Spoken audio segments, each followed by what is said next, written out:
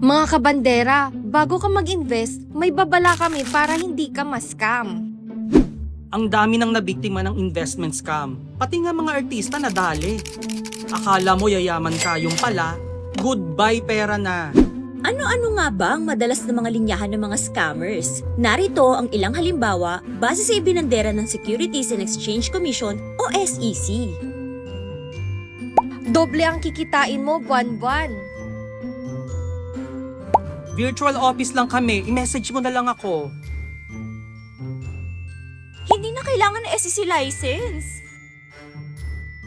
Para mas lumaki kita mo, recruit ka pa ng iba. Mag-invest ka na. Now na, limited offer lang yan. Padala mo na lang sa personal bank account ko ang pera.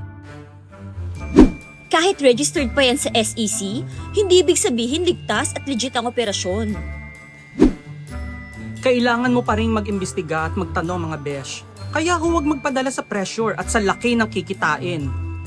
Huwag basta-basta maglabas ng pera na pinaghirapan at pinag-ipunan mo ng ilang taon.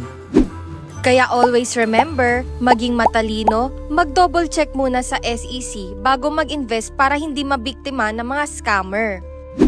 Ito ang Serbisyo Bandera!